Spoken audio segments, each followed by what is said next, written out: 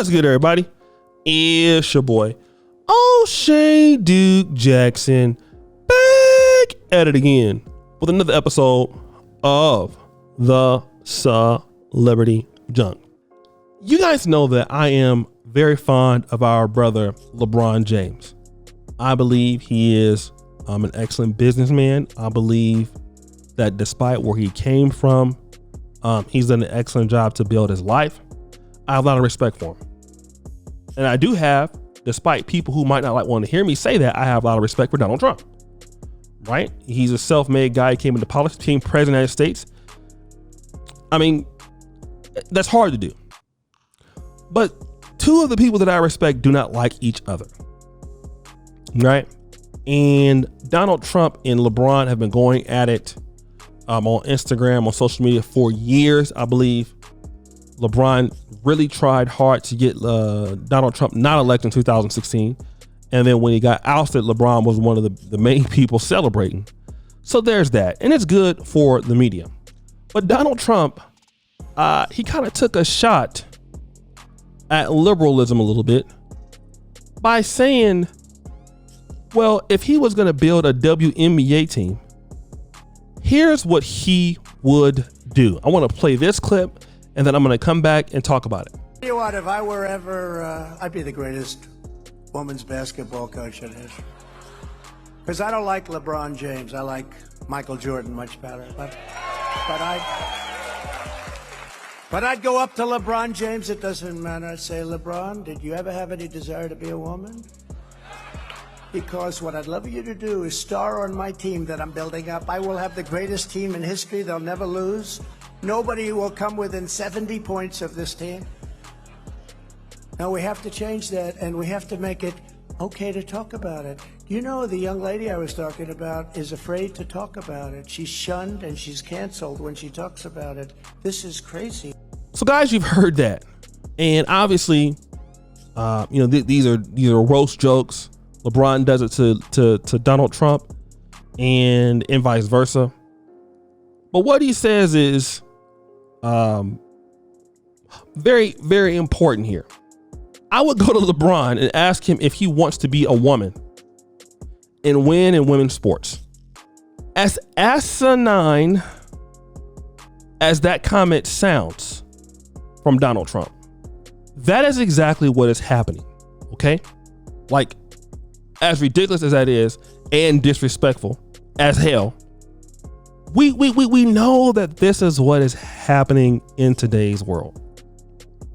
And the question is, for those of you who have daughters, and I know that the word for that is cis. For those of you who want your daughters to compete against other cis women, the reality is in the world that there is no much competition. I mean, it's going to be unfair for ladies. But I would argue something. And this is something that's going to be a little bit oblique. But isn't this what feminism really fought for? The ability to be able to compete with men openly at all times. Well, now you have somebody that can say, I'm a 6'8" small forward for the Los Angeles Lakers or Clippers or whatever, Pistons. I don't feel like dunking on people in the NBA anymore. I feel like I'm a woman. I now want to go and dunk in the WNBA. So now I want to talk about that because there's been a lot of criticism talking about, well, the WNBA players deserve as much money as the NBA players do and things like that. Tell you what really may raise some ticket sales there. You get somebody that's in the NBA turn to WNBA averaging 50 points a game. That would be something interesting. But here's what you'll see. People crying about it. And I want to talk about the WNBA because, women are not interested. And you talk about the WNBA doesn't have as much viewership.